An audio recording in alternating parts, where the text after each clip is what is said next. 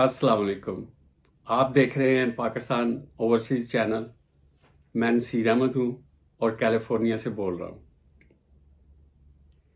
एक ज़माने में सियालकोट रेलवे स्टेशन के सामने छोटे छोटे रेस्टोरेंट्स और होटल्स हुआ करते थे, जहाँ पे खाना, ताज़ा रोटी, चाय, लस्सी, मंजी बिस्तरे वगैरह मिलते थे। हत्ता कि उसके बाहर आपको मालशिए और कान से मैल निकालने वाले फनकार भी मिल जाते थे। उनमें से एक होटल का मालिक था चाचा माजा। चाचा माजा ओरिजिनली अमृतसर से था। पाकिस्तान बना तो वो पाकिस्तान आ गया और सियालकोट आ गया। चाचा पहलवान टाइप आदमी था। इस होटल के बिजनेस के अलावा भी उसका एक काम था। वो टूटी फूटी हड्डियों की मरम्मत करता था। ये मुझे याद नहीं कि वो इसका कोई चार्ज करता था या ये वो उसका शौक था। मोस्ट लाइकली वो इसको शौकिया तौर पे करता था। हम भी रेलवे स्टेशन के सामने रहते थे। हमारी गली में हमारा एक दोस्त जो 15-16 साल का लड़का था, स्कूटर में एक्सीडेंट के साथ उसकी टांग टूट गई और वो चाचा माजा के जेरे इलाज आ गया। उसके घर वालों ने गली की तरफ जो एक कमरा था वहां पे उसका बेड लगा दिया ताकि लोग बाहर से आए और बाहर से चले जाएं, घर के अंदर से कोई इंटरेक्शन ना हो। वो चल फिर नहीं सकता था। गली के बाकी उसके हम उम्र लड़के उसके पास हर वक्त दिन रात बैठे रहते, बातें करते रहते, उसका दिल भी बहलता रहता। चाचा जब आता वो टांग की मरम्मत करने के लिए, तो पहले वो टांग को अच्छी तरह मालिश करता। मालिश करके वो उसकी अलाइनमेंट करता। उसके बाद वो उसको पट्टी लगाता। इस पूरे प्रोसेस में काफ़ी देर लगती। लड़के पास बैठे बातें करते रहते, वो अपना काम करता रहता। ऐसे लगता है कि वो लड़कों की बातें सुनता रहता। और वक्तन वक्तन वो लड़कों को किसी टॉपिक पे टोक के तो अपने वाकयात सुनाने शुरू कर देता। और उस जमाने में बड़ों की बात अदब और तवज्जो के साथ सुनना वाजिब था। तो लड़के चाचा की बातें सुनते रहते, वो उसके वाकयात सुनते रहते। लेकिन जब चाचा चला जाता तो वो आपस में बातें करते और कहते कि चाचा गप्पे मारता है। एक दिन चाचा अपने काम में मसरूफ था और लड़के आपस में बातें कर रहे थे। एक ने यूं ही कह दिया कि कल स्कूल में जो फंक्शन हुआ था उसमें किसी ने हीर पड़ी थी और उसको बहुत दाद मिली। ये बात सुननी थी। चाचा कहने लगा, पुत्र मैं तुहानू दसना है एक दी गल। एक बारी दी गल है, मैं खूह ते पहुंचया ते मुंडे मैनू कहन लगे कि महाराज दी ना मलकां दे घर शहरों मेहमान आए दे ने ते तू शामी हीर सुनानी है, तू हीर बड़ी सोहनी पढ़ना है। वो जमाना ऐसा सी कि एक घर दा मेहमान पूरे पिंड दा मेहमान हुंदा सी। चाचा कहंदा कि मैं हामी भर लई। मैं कहा कोई गल नहीं, मैं सुना दियांगा। दोपहर दा टाइम सी, मैं घर आया ते वालिद साहब कहन लगे कि पुत्र महाराज दी ना मैं वादा कीता दा नाल दे पिंड डिलीवरी देनी है ते तू जाके डिलीवरी दे आ।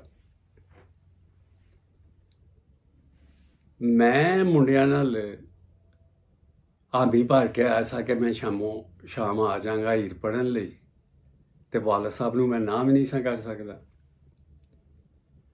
ਤੇ ਮੈਂ ਉਹਨਾਂ ਨੂੰ ਕਿਹਾ ਕਿ ਬਾਬੂ ਜੀ ਕੋਈ ਗੱਲ ਨਹੀਂ, ਮੈਂ ਜਾ ਕੇ ਤੇ ਦੇ ਆਨਾ। ਵਾਲਾ ਸਾਹਿਬ ਦਾ ਸੋਡੇ ਵਾਟਰ ਦਾ ਕੰਮ ਸੀ।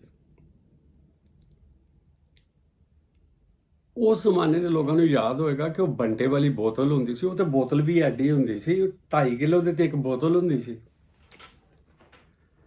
ਚਾਚਾ ਕਹਿੰਦਾ ਕਿ ਮੈਂ 6 ਦਰਜਨਾਂ ਥੈਲੇ 'ਚ ਪਾਈਆਂ ਤੇ ਸੱਜੇ ਹੱਥ ਸਾਈਕਲ ਦੇ ਹੈਂਡਲ ਤੇ ਲਟਕਾ ਲਈਆਂ। 6 ਦਰਜਨਾਂ ਪਾਈਆਂ ਥੈਲੇ ਦੇ ਵਿੱਚ ਤੇ ਖੱਬੇ ਹੱਥ ਸਾਈਕਲ ਦੇ ਹੈਂਡਲ ਤੇ ਲਟਕਾ ਲਈਆਂ ਤੇ 12 ਦਰਜਨਾਂ ਮੈਂ ਪਿੱਛੇ ਬੰਨ ਲਈਆਂ ਕੈਰੀਅਲ ਤੇ ਮੈਂ ਨਿਕਲ ਪਿਆ। ਪੁੱਤਰ ਇੱਕ ਮਿਰਚ ਸਿਰਫ ਤੇ ਮੈਂ ਸਾਈਕਲ ਦੇ ਟਾਇਰਾਂ 'ਚ ਹਵਾ ਹਮੇਸ਼ਾ ਟਾਈਟ ਰੱਖਣਾ। ਮੈਂ ਨਿਕਲਿਆ, ਨਹਿਰ ਪਿਆ ਜਾਂਦਾ ਸੀ ਦੂਜੇ ਪਿੰਡ। ਮੈਨੂੰ ਕਾਹਲੀ ਸੀ, ਮੈਂ ਦਿਲ 'ਚ ਸੋਚਿਆ ਮਹਾਰਾਜ ਦੀ ਨਾ ਸ਼ਾਰਟਕਟ ਮਾਰ, ਤੇ ਮੈਂ ਜੰਗਲ ਦੇ ਵਿੱਚੋਂ ਦੀ ਪੈ ਗਿਆ। ਦੁਪਹਿਰ ਦਾ ਟਾਈਮ ਸੀ, ਮੈਂ ਰਮਕੇ ਜੰਗਲੀ ਜਾ ਰਿਹਾ ਸਾਂ। ਇੱਕ ਦਮ ਵੇਖਿਆ ਤੇ ਸਾਹਮਣੇ ਸ਼ੇਰ ਖੜਾ। ਮੈਂ ਸਾਈਕਲ ਨੂੰ ਬ੍ਰੇਕ ਲਾਈ, ਉਹਨੂੰ ਸਟੈਂਡ ਤੇ ਖੜਾ ਕੀਤਾ ਤੇ ਮੈਂ ਖਲੋ ਗਿਆ। ਸ਼ੇਰ ਮੇਰੇ ਵੱਲ ਪੇ ਤੱਕਦਾ ਸੀ, ਮੈਂ ਸ਼ੇਰ ਵੱਲ ਤੱਕ ਨਾ ਸਕਿਆ। ਮੈਂ ਤੇ ਸ਼ੇਰ ਦੋਵੇਂ ਇੱਕ ਦੂਜੇ ਦੀਆਂ ਅੱਖਾਂ 'ਚ ਅੱਖਾਂ ਪਾ ਕੇ ਖਲੋਤੇ ਦੇ ਸਨ। ਸ਼ੇਰ ਦਾ ਮਤਲਬ ਸੀ ਕਿ ਮਾਝਾ ਅੱਖ ਝਪਕੇ ਤੇ ਮੈਂ ਉਹਨੂੰ ਫੜਾਂ, ਤੇ ਮੈਂ ਇਸ ਤਾੜ 'ਚ ਸਾਂ ਕਿ ਸ਼ੇਰ ਅੱਖ ਝਪਕੇ ਤੇ ਮੈਂ ਉਹਦਾ ਕੋਈ ਬੰਦੋਬਸਤ ਕਰਾਂ। ਕਿੰਨੀ ਦੇਰ ਤੋਂ ਮੈਂ ਤੇ ਸ਼ੇਰ ਇੱਕ ਦੂਜੇ ਦੀਆਂ ਅੱਖਾਂ 'ਚ ਅੱਖਾਂ ਪਾ ਕੇ ਖਲੋਤੇ ਦੇ ਸਨ। ਅਚਾਨਕ ਸ਼ੇਰ ਦੇ ਖੱਬੇ ਹੱਥ ਝਾੜੀਆਂ ਦੇ ਵਿੱਚੋਂ ਖਰਗੋਸ਼ ਨੇ ਪਟੋਸੀ ਮਾਰੀ। ਸ਼ੇਰ ਨੇ ਗਰਦਨ ਘੁਮਾ ਕੇ ਖਰਗੋਸ਼ ਵੱਲ ਵੇਖਿਆ। ਸ਼ੇਰ ਦੀ ਗਰਦਨ ਘੁਮਾਉਣ ਦੀ ਦੇਰ ਸੀ, ਮੈਂ ਜੰਪ ਮਾਰਿਆ, ਜਾ ਕੇ ਪੂਛਲ ਤੋਂ ਫੜ ਕੇ ਘੁਮਾਉਣਾ ਸ਼ੁਰੂ ਕਰ ਦਿੱਤਾ। ਕਿੰਨੀ ਦੇਰ ਘੁਮਾ ਕੇ ਸੁੱਟਿਆ, ਦੂਰ ਜਾ ਕੇ ਲੈਣ ਤੇ ਡਿੱਗਿਆ, ਉੱਤੋਂ ਗੱਡੀ ਲੰਘ ਗਈ।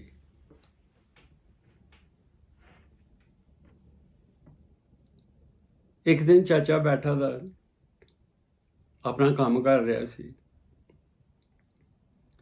ਤੇ ਇੱਕ ਲੜਕੇ ਦੇ ਮੂੰਹ ਨਿਕਲ ਗਿਆ ਕਿ ਮੇਰਾ ਵੱਡਾ ਭਰਾ ਕੋਇਟੇ ਤੋਂ ਆਇਆ ਹੈ, ਤੇ ਉਹਨੇ ਕਿਹਾ ਕਿ ਕੋਇਟਾ ਦੇ ਵਿੱਚ ਰੋਟੀ ਐਨੀ ਲੰਮੀ ਹੁੰਦੀ ਹੈ।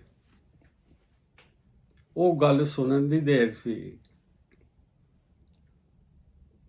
ਚਾਚਾ ਕਹਿੰਦਾ ਉਹ ਪੁੱਤਰ ਮੈਂ ਤੁਹਾਨੂੰ ਰੋਟੀ ਦੀ ਗੱਲ ਸੁਣਾਉਣਾ। ਸ਼ਹਿਰ ਅੰਮ੍ਰਿਤਸਰ ਦੇ ਵਿੱਚ ਪੇੜ ਵੱਜੇ ਦੇ ਢੋਲ ਪੇ ਵੱਜਣ ਤੇ ਲਾਨ ਪਿਆ ਹੋਏ, ਸਵਾ ਮਣ ਦਾ ਪਰੌਠਾ ਕੌਣ ਲਾਏਗਾ।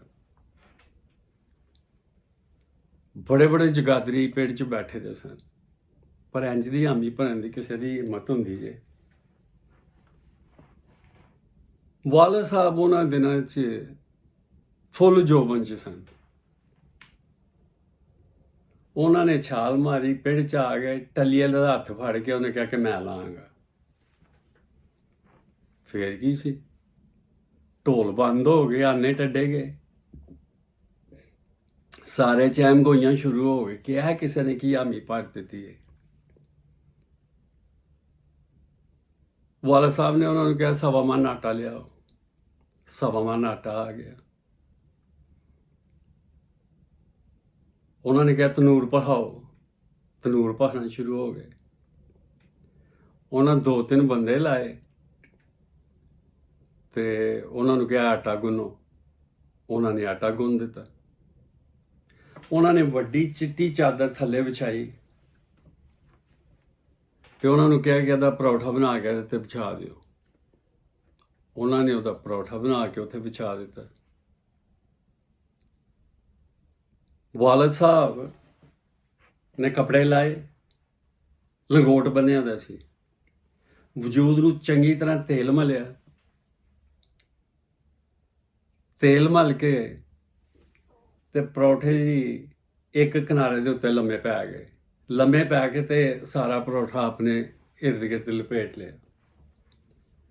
लपेट के उठे ने, नारा मार के छाल मारी तनूर दे विच। 3-4 पलसेटे इधर लाए ने, 3-4 इधर लाए ने, 3-4 इधर लाए ने, चकरी ला के बाहर निकले ने ते सवा मन दा परोठा तैयार। हरियां पग्गां पै गईयां। नाजरीन, आज के वाक़यात के साथ मैं आपसे इजाज़त चाहता हूँ। अगले एपिसोड में कुछ और वाक़यात मैं सुनाने की कोशिश करूँगा, लेकिन मुख्तलिफ। इजाज़त दीजिए। अल्लाह आपको अपनी हिफाजत में रखे।